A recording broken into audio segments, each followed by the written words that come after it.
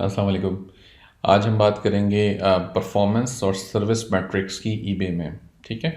इसमें परफॉर्मेंस में अब आप आते हैं तो ये थोड़ा सा वैसे तो हमें सेल्स वगैरह दिखा रहा है, लेकिन मैं चाहता हूँ थोड़ा सा सर्विस मैट्रिक्स को हम इसमें डिस्कस कर लें। सर्विस मैट्रिक्स में अब ये देखें, मुझे कहता है कि जनाब आपकी 8 रिटर्न्स हैं जिसके अंदर 4 जो हैं वो रॉन्ग आइटम्स हैं, एक जो है डिस्क्रिप्शन डजन मैच है और 3 जो हैं वो डिफेक्टिव या नॉट वर्किंग पर हैं।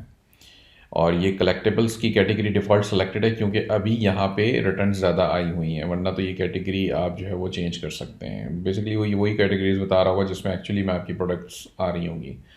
ठीक है। तो ये कहता है जी आपका रेट 10% से ज़्यादा निकल चुका है इस वक्त, जो कि थोड़ा सा अलार्मिंग है, लेकिन अभी इतनी टेंशन भी नहीं हुई है क्योंकि इसके ऊपर रिसेंटली हमने सेल्स शुरू की है। लास्ट क्वार्टर था तो कुछ चंद हफ्तों पहले ही एक्चुअली, तो बहुत ही ज़्यादा कोई सेल्स अभी नहीं है। वरना होगा क्या कि जब ये सेल्स हमारी बढ़ेंगी ना, तब ईबे जो है वो यहाँ ये जो लो एवरेज हाई ये सब आ रहे हैं ये इसके ऊपर डालना शुरू करेगा ये। यानी कि अभी ये हमें बता रहा है, जैसे अगर आप लर्न मोड पे क्लिक करेंगे ना तो ये आपको सेलर मैट्रिक्स पॉलिसी में ले आएगा।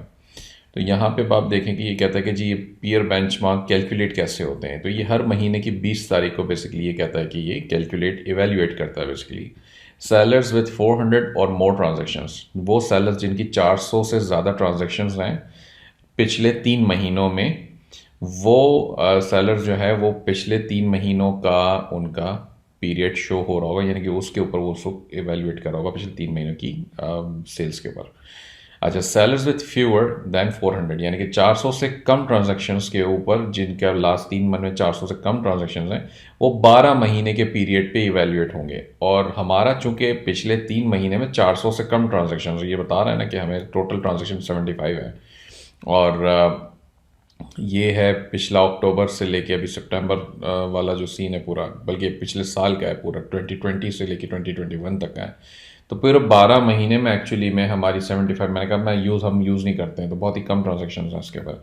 तो इसलिए जो है ये अभी इतना हमारे लिए परेशानी नहीं बनी, और ये हर 12 महीने में बेसिकली हमें इवेल्युएट कर रहा है।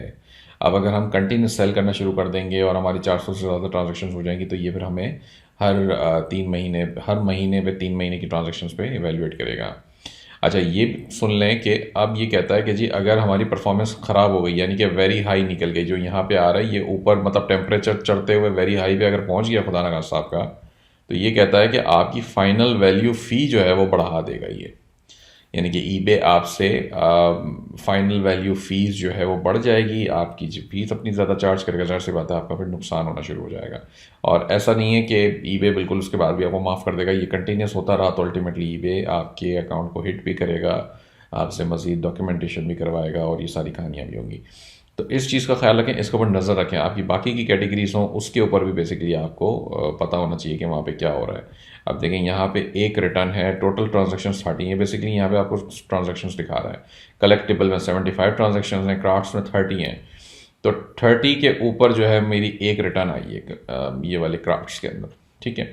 इसी तरह होम एंड गार्डन में हमारे पास जो है वो 29 ट्रांजेक्शन हैं, 0 रिटर्न हैं, यानी कि ये इसमें कोई मसला नहीं है। इसी तरह बिजनेस एंड इंडस्ट्रियल है, इसके अंदर 4 ट्रांजेक्शन है, नो रिटर्न। तो बहरहाल ये हमें सारी कैटेगरी जहाँ जहाँ आपकी सेल्स हो रही हैं एक्चुअली जिन कैटेगरीज के अंदर, वो सारी कैटेगरीज आपको यहाँ पे दिखा रहा है।